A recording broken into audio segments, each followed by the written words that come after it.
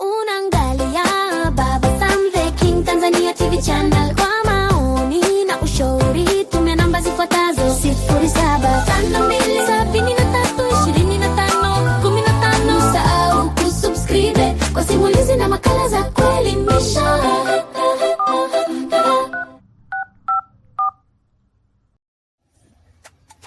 Uhali gani mpenzi msikilizaji wa simulizi za sauti? Karibu tena katika simulizi zetu za sauti ambazo umezoea kuzipata hapa. Na hii simulizi si nyingine, ni ile simulizi yako pendwa inayoitwa Msaliti wa Mapenzi sehemu ya 13.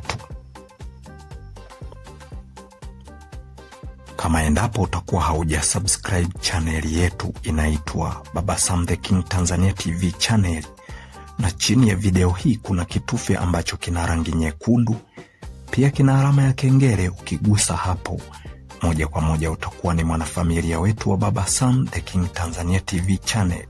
Tunachokuomba subscribe, like, share, comment ili tuweze kupata mchango wa mawazo yako.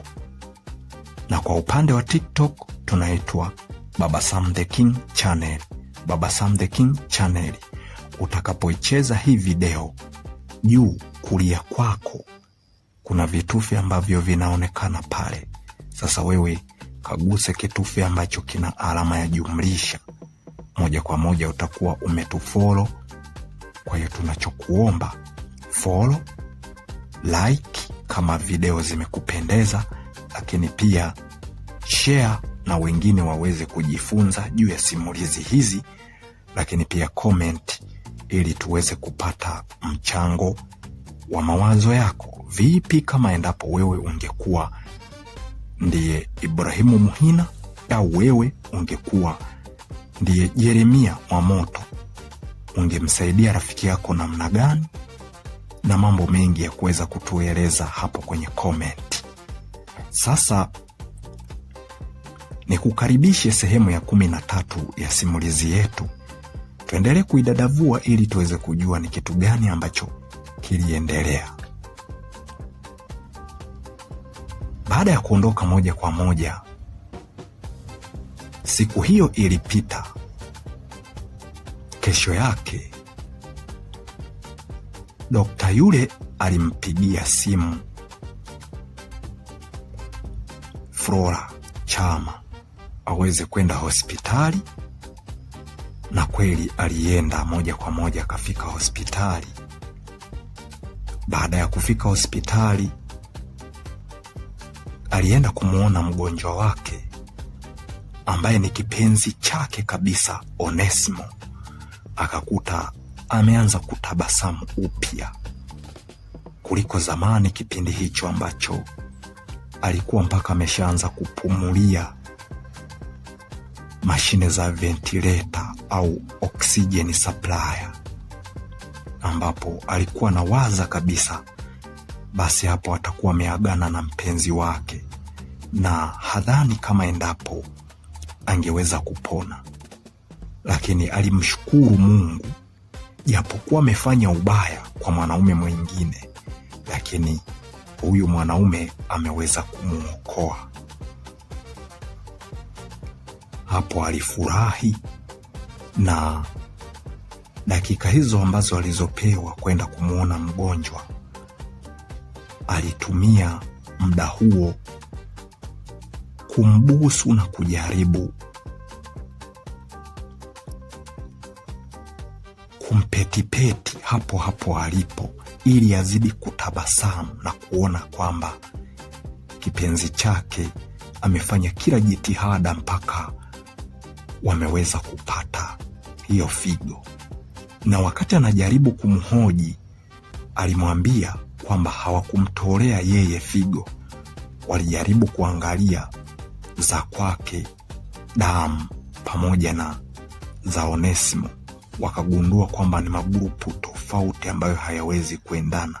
Ndipo ambapo alipoamua kwenda kumlaghai kijana mmoja ambaye wamekuta damu ni constant. Kwa hiyo huyo ndiye waliyemtoa figo yake. Onesimo akajaribu kuonyesha kama ana wivu fulani hivi, akiwa anajaribu kuwaza hivi atakuwa hajakutana naye kimwili, lakini Flora Chama alikataa kwamba hajakutana naye kimwili, bali tu alimlaghai kwa maneno mazuri, akiwa anamwambia kwamba yeye kama anavyoonekana ni mzuri, na kweli huyo kaka amempenda. Na baada ya huyo kaka kuingia kwenye mtego wake, ndipo alipomwambia kwamba anaumwa, kwa hiyo anatakiwa aweze kutoa figo moja ampatie. Yaani hayo yalikuwa ni maelezo ambayo Flora Chama anajaribu kumweleza Onesimo ili aweze kumwelewa. Na hivyo ndivyo ilivyokuwa. Onesimo aliendelea kulala hapo odini, na dakika zilivyokwisha, basi moja kwa moja alitoka katika hiyo odi na kwenda odi ambapo amelazwa Ibrahim Muhina. Baada ya kufika pale, moja kwa moja alimtazama, hakutaka kumuongelesha. Alimtazama, baadaye akatoka nje. Lakini Ibrahim kwa vile alikuwa hakutazama vizuri, alijua huenda pengine alikuwa ni nesi amekuja kuangalia kwamba maendeleo yake yakoje, na kuangalia vifaa kama vitakuwa vimeunganishwa vizuri pale kitandani alipolazwa. Dripu ya maji ilikuwa ikiendelea kuingia mwilini mwake, yaani mwilini mwa Ibrahim Muhina. Kumbuka mpenzi msikilizaji, rafiki yake hajui ni kitu gani ambacho kinaendelea, ingawa ana taarifa moja tu kwamba alimuaga kwamba kesho yake angeweza kwenda na kipenzi chake kwenda kupimwa kwa ajili ya kutolewa figo, lakini hakuwa na taarifa zozote. Kwa hiyo hata kama Bwana Ibrahimu, hata kama endapo angeweza kufariki kutokana pengine na kumtoa figo, labda ile nyingine kidogo ikaanza kuonyesha shida, au akapatwa na chochote kile, hatimaye akafariki, huyu kijana wa kuitwa Yeremia Mwamoto asingeweza kugundua chochote, kwa sababu waliondoka wakimwacha akiwa bado amelala. Kumbuka aligonga mlango huyu binti wa kuitwa Flora Chama, na wa kwanza wa kuamka alikuwa ni Ibrahimu. Kwa hiyo huyu mwingine hakujua ni kitu gani ambacho kinachoendelea. Sasa Ibrahimu ndipo ambapo alipoamua kujivuta kufika mlangoni, akaenda ukuta kwa ukuta, akafungua mlango, akaenda mpaka sebleni, akajivuta mpaka mlango wa sebleni na kuufungua. Hakuweza kumwaga rafiki yake. Sasa hapo chochote kile ambacho kingemkuta Ibrahim, maana yake rafiki yake Yeremia asingejua chochote, kwa sababu alimwacha akiwa amelala. Muda wa kuona wagonjwa ulipoisha, aliondoka Flora Chama na kuendelea kudunda mtaani, akiendelea kujisifu kwamba amefanya jambo zuri. Kwa sasa kipenzi chake Onesimo anapumua sasa. Hapo kijana wa kuitwa Yeremia alitoka pale ambapo wamepanga na kuanza kuzunguka tu mtaani, kwa sababu jana hakutoka kabisa. aliendelea kukaa huku akiwa anawaza. Kwa hiyo aliona kwa siku hii ajaribu kutoka na kuanza kuzunguka zunguka ili aweze kupoteza mawazo. Huenda anaweza kukutana na watu mbalimbali, wakajaribu kushia mawazo ya hapa na pale ili mawazo yaweze kupungua kichwani. Wakati anaendelea kuzunguka zunguka, la haula, uso kwa uso akakutana na binti wa kuitwa Flora Chama.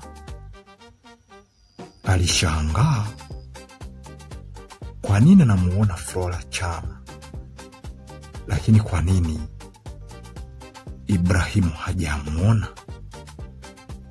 Na wakati inawezekana yeye ndiye aliyemchukua, kwa nini haonekani? Kutakuwa kuna tatizo gani hapa? Hapo ndipo ambapo Yeremia alianza kutembea kwa haraka ili aweze kumfikia Flora Chama. Lakini Flora Chama, baada ya kutupa jicho na kuona anayekuja ni Yeremia, aliamua moja kwa moja kugeuza njia na hatimaye akakunja njia za chocho, akakimbia na akapotea. Lakini kule mbele akakutana na sura ngeni tena, ambayo kimsingi ni kama vile alikuwa anaitambua tambua kama kuna mahala ambapo alishawahi kuiona. Maskini Yeremia Mwamoto kuja kutazama vizuri,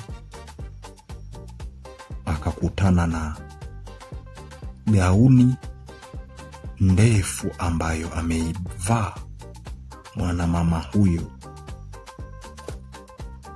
mnene wa wastani, mrefu, maji ya kunde, ambayo mgongoni imeandikwa Mtumishi Jamila. Hapo ndipo ambapo walipomkumbuka kwamba kuna binti ambaye alikuwa anaitwa Jamila Kigosi ambaye walisoma naye. Hapo ndipo ambapo aliamua kumkimbilia, na baada ya kumkimbilia, alipofika pale alijaribu kumtazama hata yeye. Jamila akawa amemgundua kwamba huyo ni kijana ambaye anamfahamu vizuri kabisa. Hapo ndipo ambapo waliposalimiana na kuanza kuzungumza, na mazungumzo yao hapo hapo barabarani yalikuwa kama hivi: samahani sana dada, mimi ni kama vile nimekufahamu, ingawa inawezekana huenda wewe ulishanisahau zamani, lakini mimi nimekufahamu kwa sababu ni kama vile kuna sehemu ambapo mimi niliwahi kukuona, ni kama tulishawahi kusoma sehemu moja. Kwa hiyo kuna dada mmoja ambaye nimekutana naye kabla ya kukutana na wewe, ambaye kimsingi kwa kweli sio dada mzuri, ni dada mbaya. Ameondoka na rafiki yangu Ibrahimu tangu jana mpaka leo. Sijajua ameenda kumfanyia nini, na wala hata sijajua kwamba Ibrahimu huko alipo anafanya nini. Mpaka sasa hivi nimebaki tu kwenye matazamio ya kiakili, nikiwa naendelea kuwaza maswali ambayo sina hata majibu yake. Hivi huyo dada unaweza ukawa unamfahamu? Ni dada gani huyo unayemsemea? Unamsemea shetani mmoja anayeitwa Flora Chama.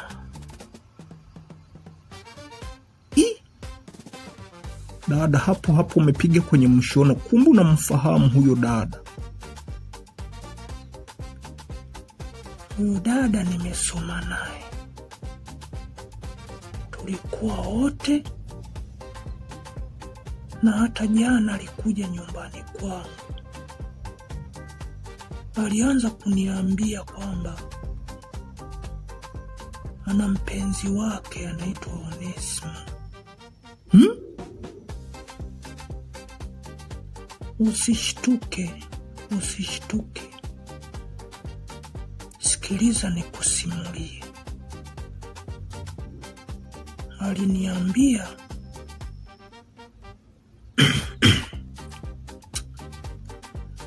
twende tukakae pale nikusimulie vizuri. Haya, twende tukakae.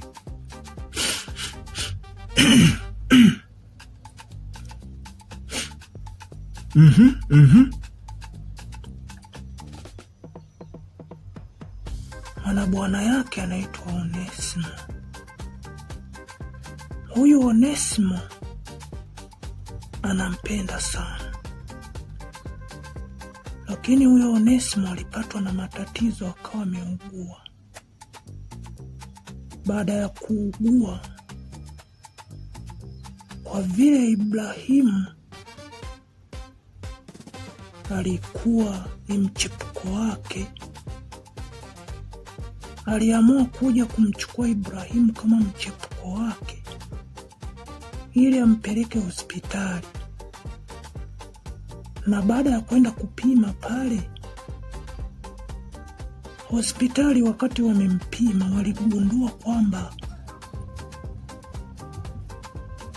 Ibrahimu anaweza kaendana vizuri kabisa damu na yule kijana Onesmo. Onesmo alikuwa amefeli, figo zake zote zimefeli, kwa hiyo hawezi kufanya chochote na wala hajiwezi.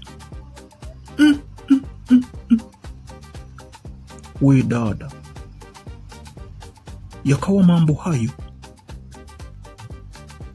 Sikiliza, bado naendelea kukusimulia. Kwa hiyo akaamua kuja kumchukua na kumpeleka pale, wakamtoa figo, na alimdanganya kwamba yeye ndiye mgonjwa, figo zake zote mbili zimefeli. Kumbe hapana, ambaye ni mgonjwa ni Onesmo. Yaani kwa kweli amenisimulia mpaka nikalia.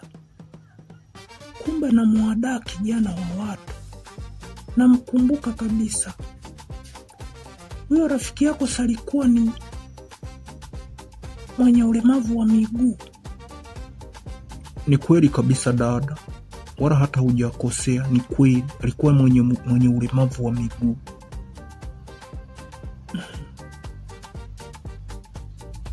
Pole sana kakaangu. Huyo mwanamke Flora Chama sio mzuri hata kidogo. Tena inawezekana hata wewe mwenyewe ukimuona mkimbie. Sio mwanamke mzuri. Amempeleka rafiki yako kwenda kutoa figo ili aweze kumwekea kipenzi chake Onesmo, kama ulikuwa hujui.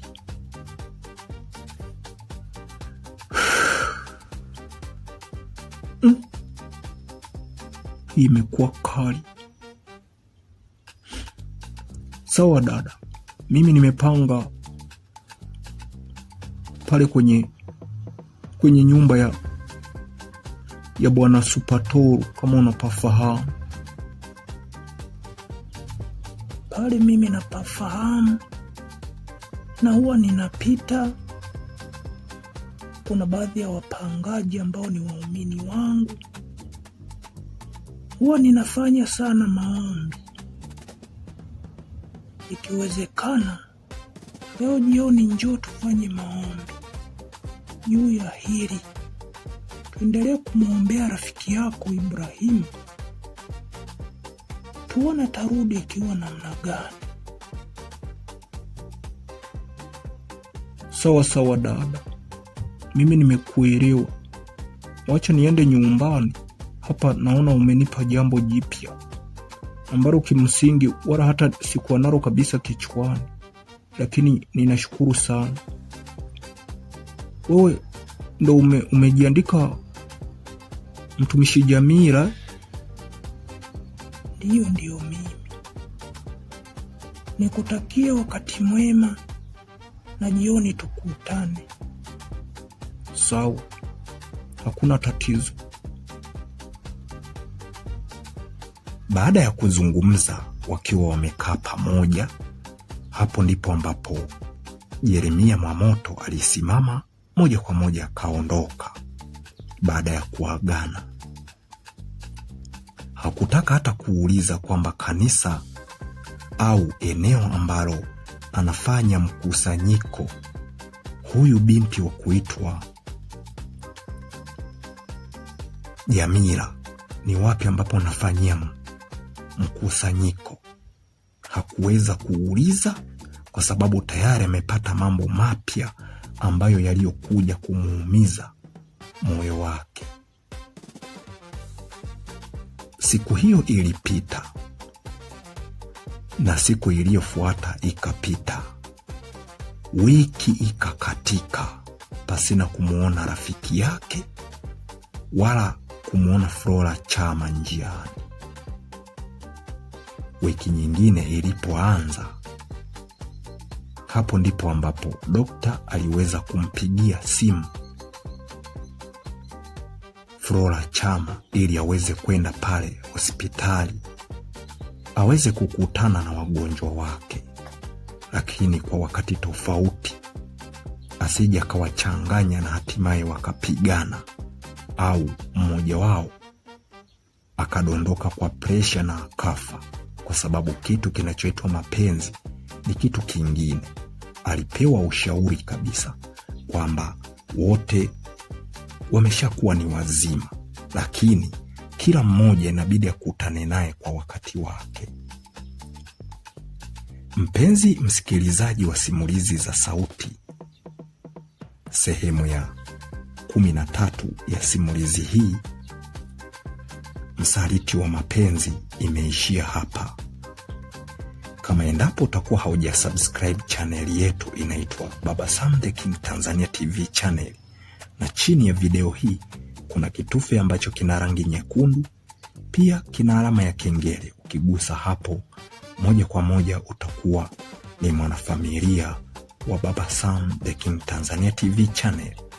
Lakini pia kwa upande wa TikTok, utakapocheza video hii kwenye akaunti ya TikTok, maana yake utaona channel yetu imeandikwa Baba Sam the King channel, Baba Sam the King channel, na juu kulia, upande wa kulia juu utaona kuna vitufe ambavyo vilivyopo hapo, lakini wewe gusa kitufe ambacho kina alama ya jumlisha, moja kwa moja utakuwa umetufollow na utakuwa ni mwanafamilia wa Baba Sam the King Tanzania TV channel.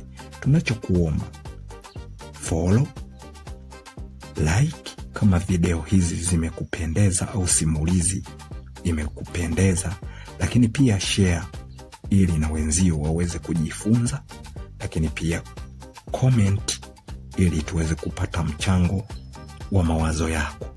Vipi wewe ungekuwa ndiye Ibrahim, ungefanya nini? Au wewe ungekuwa ni Yeremia, umepata taarifa hizi kutoka kwa mwanadada Jamila Kigosi, ungefanya nini? Twende pamoja. Tumemwona Ibrahimu akiwa ameendelea kukaa hospitalini, lakini wiki moja imepita. Baada ya wiki kuanza,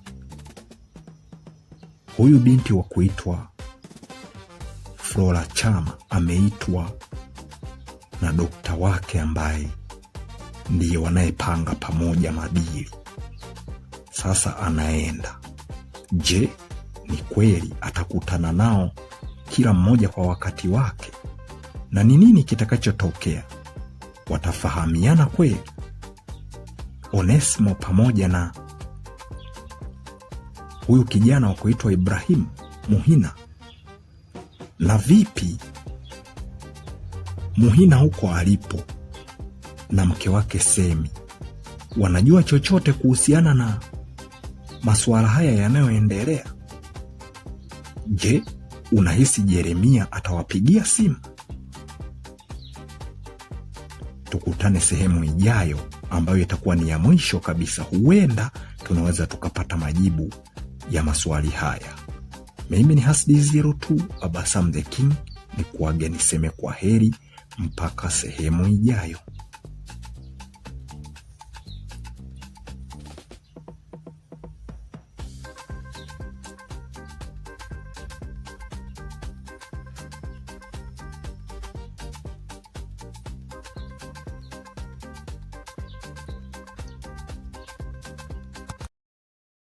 Unaangalia Baba Sam the King Tanzania TV channel.